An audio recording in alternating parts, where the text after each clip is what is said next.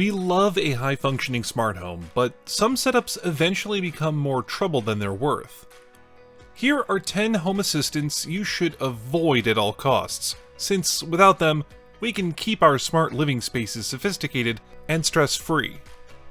1. The underpowered hardware trap. We often see beginners fall into the trap of starting their journey on hardware that simply isn't sized for the long term. While we think a Raspberry Pi is a fantastic device for a small initial test with a few sensors, it has very real performance limits that can be easily pushed. We've noticed that after a couple of years, a system can grow from a handful of devices to hundreds of automations, video recordings, and intensive background tasks. When we ask too much of underpowered hardware, the entire experience becomes slow, sluggish, and unreliable. In our view, it is a massive waste of our time to build a complex system on a foundation that will eventually crumble. We believe that investing in a properly sized server from the start saves us hours of frustration and keeps our tech-induced headaches to an absolute minimum. To keep things running smoothly, we must ensure our hardware is actually up to the tasks we are asking of it. 2. The Integration Hoarder. One mistake we've definitely been guilty of is failing to remove old or unused integrations from our system. We found that leaving these ghost integrations can cause significant issues, particularly during our system startup times. This happens because the software tries to communicate with devices that are no longer there, repeating this process for several minutes until it finally times out.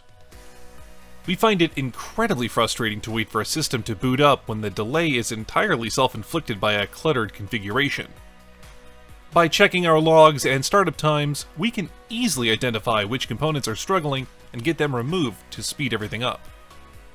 We believe that keeping a clean, lean installation is the only way to ensure our homes work for us, rather than the other way around. 3. The no safety net setup.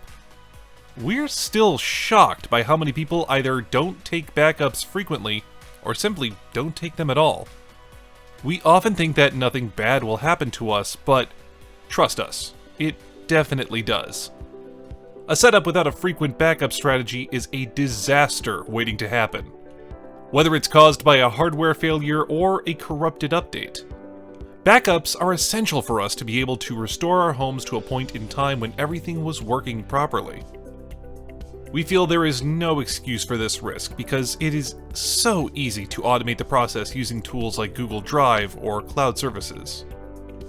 Setting up an automated backup takes very little time, but can massively save our bacon in a pinch. For us, a truly reliable home theater or smart ecosystem must have a safety net that we never have to worry about. 4. The blind updater. In our community, we notice a recurring problem where users hit the update button without reading the release notes. Because this is an open source project that is constantly evolving, the way things are implemented often changes to improve security or add features.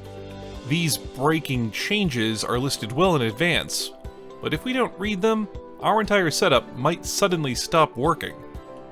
We saw this recently with reverse proxies, where a simple config change was required, yet many complained that the update broke their home. We believe that taking 5 minutes to check the breaking changes before updating saves us a massive amount of unnecessary maintenance. Since we're running our entire homes on this software, we should save ourselves the headache by simply staying informed. 5. The custom integration gamble. We run many custom components ourselves, and they can be truly amazing. But we believe it's a mistake not to understand the difference between official and community-made versions. When a system update happens, it's common for a community integration to stop working.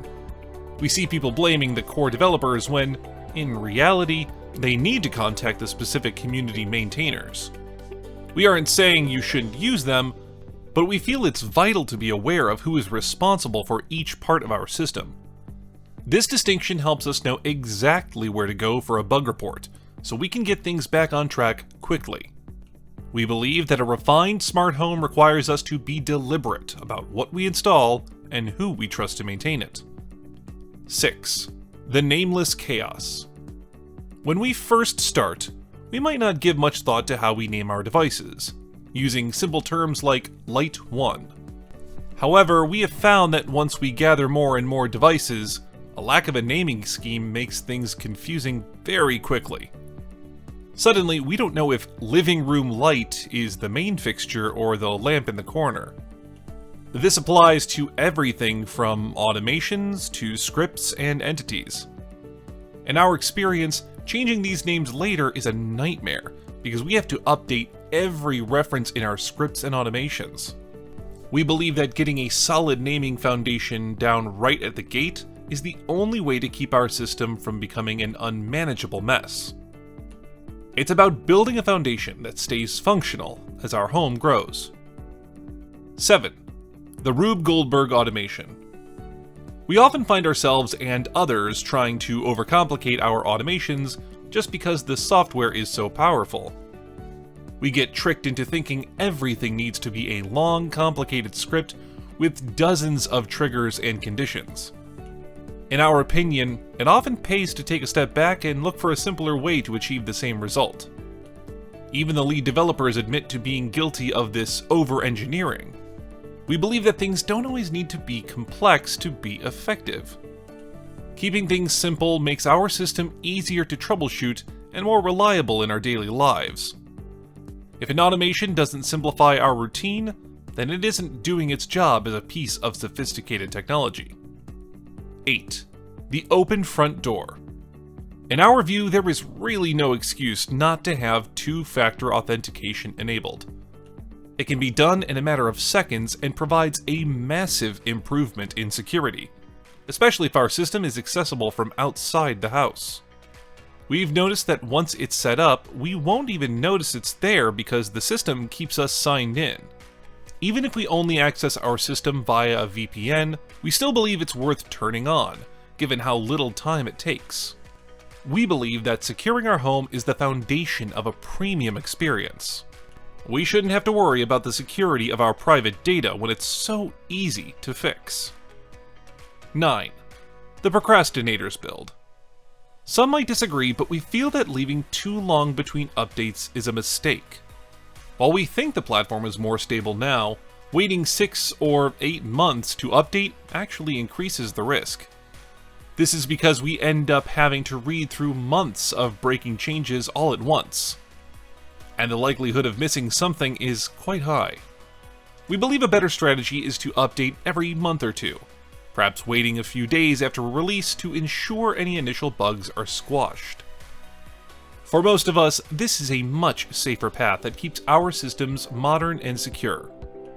Plus, if we have our backups ready, we can always roll back if something does go wrong. 10. The silent failure. Finally, we believe it's a mistake to never check our logs until something actually breaks. Occasionally, taking a peek in there can provide information about integrations that aren't working properly, or scripts that are slowing things down. We can find these logs under the configuration menu, or the supervisor system if we are using the OS version. It's worth having a quick look from time to time just to make sure everything is running perfectly. These logs are also incredibly useful if we ever need to ask for help in the community forums. For our team, reliability is built on being proactive rather than waiting for a total system failure. For a peaceful and truly high-value smart home, avoid these at all costs. Opt for more reliable options.